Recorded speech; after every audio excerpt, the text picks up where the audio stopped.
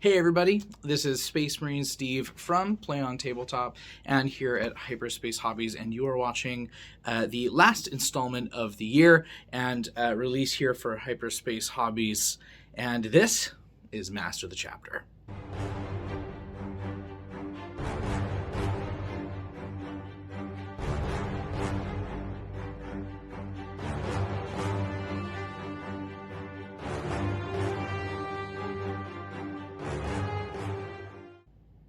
First, I would like to extend a huge thank you to everybody that has already liked, subscribed, commented, and if you haven't already, please think about doing so as we get this little passion project off the ground. And I would like to tell all of you, everybody here at Hyperspace Hobbies, myself, Space Marine Steve, Ian, and of course, Mike, all wish you the happiest of holidays and of course, a great, safe, and fantastic 2023. So I have given this a lot of thought, and the reason I've given this a lot of thought is because I have been experimenting with these vlogs called Master the Chapter. And what they've started with is they started with a little bit of lore, and then it kind of moved into how to play narratively. And then I thought about, well, you know what, I actually like just talking about Space Marines in general, and I focused on units and comboed that with lore and comboed that with gameplay and did just a variety of things all centered around Space Marines, which is the faction that I love. And something that I have learned a lot throughout this process is what I really like doing, what I don't want to do more of, and the kind of content that I really want to create when I'm not at school or I'm not at work or I'm not working for Play On, and because this really is a passion project. And so this is what Master the Chapter is going to be like in the coming year. My goal is to put out 2 Master the Chapters every single month, so one every couple of weeks, and that gives me a lot of breathing room with, of course, Play on Tabletop, which is very demanding, and my job, which is very demanding, and it gives me enough room within this series to experiment a little bit more, figure out what the tone's going to be, and, of course, do all the research I need to do when coming up with what I'm going to actually talk about. And so what I really want this to be about, and what the whole purpose of this really is to celebrate Space Marines. I love Space Marines. You maybe saw in the one of our previous videos, the guys searching through my stack. I love Space Marines. I collect Space Marines. I give used Space Marines a home. And it's a faction that I just find so much joy in building, painting, and learning about, and reading about, and playing. And so what I want this to be is a series about that celebration. And ultimately celebrate Warhammer as a whole. Warhammer is a hobby that has granted me some of the best friends that I could have ever hoped for.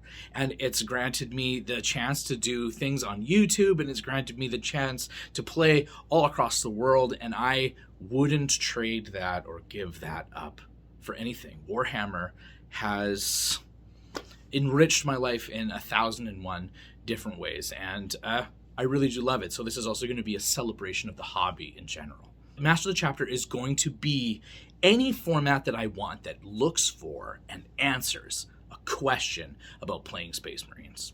As a teacher, I always ask questions of my students. I always want them to think deeper. I always want them to think critically. And so I am going to do the exact same thing here. And here is the question for today's Master the Chapter. What happens when a unit that you absolutely love kind of sucks? Oh, this is a fantastic model. I absolutely love I love Logan Gribnar, especially on the Storm Rider. I know that this, I kind of joke, is kind of the 40K equivalent of like the art you would see like painted on the sides of those like 80s rocker vans, because when you describe what it is out loud, it sounds ridiculous. You have a Viking king in space riding a hover sled across the frozen wastes, pulled by not one, but 2 cybernetic dire wolves. So, yeah. Now, here's the problem with this. This thing isn't great. and I love playing it. And so I've had to work around what this unit actually does, come to terms with what it doesn't do, and find ways to put it in my army and make it work with what I have so that I actually get its worth out of it. So let's start with some of the positives first.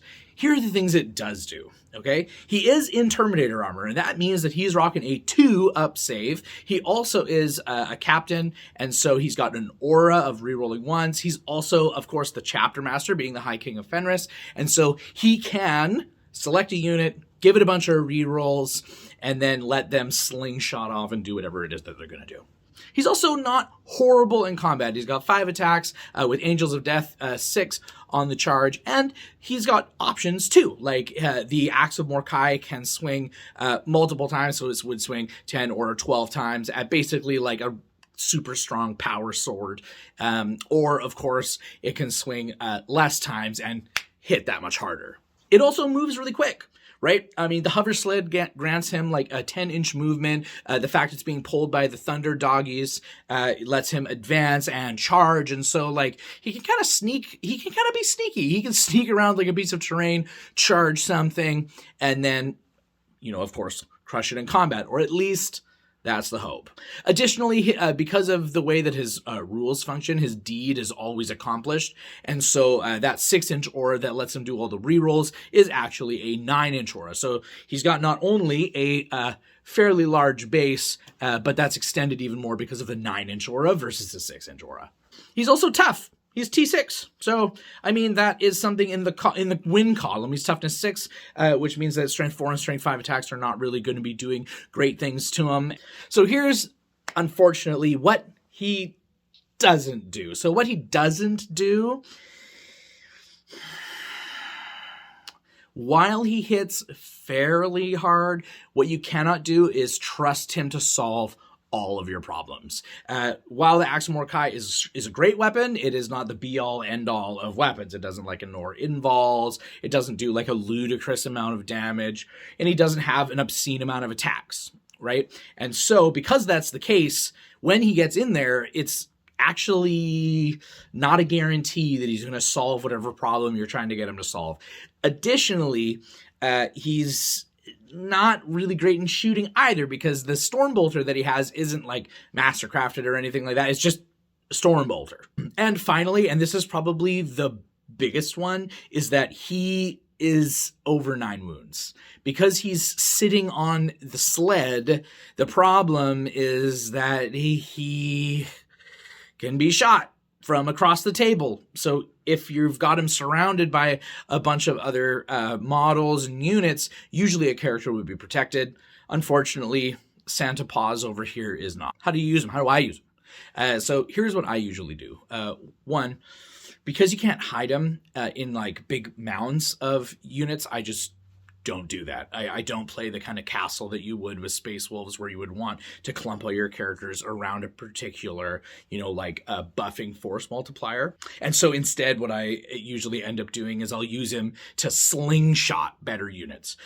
So I'll have him and a unit of Thunderwolves or Outriders, where he will chapter master them and let them speed off, assault something, and do what they're going to do while they're all amped up. Hide behind something so that he can't be shot, but then use his aura to make it so that I chapter master a unit of Eradicators or a unit of Longfangs and allow them to do the work that they need to do, but at better efficacy. And because he has that advance in charge, if you hide him in kind of the right spot, now this takes some planning, but if you hide him in the right spot, what you can do is you can just advance and charge him out to solve problems that are usually in the mid-table. And I think that is where you have to actually live, is that mid-table. Don't think that this thing is getting to your opponent's deployment zone, because that is probably not happening. But he can guard your backline and bully the mid-table. And I think that that word is probably the best word.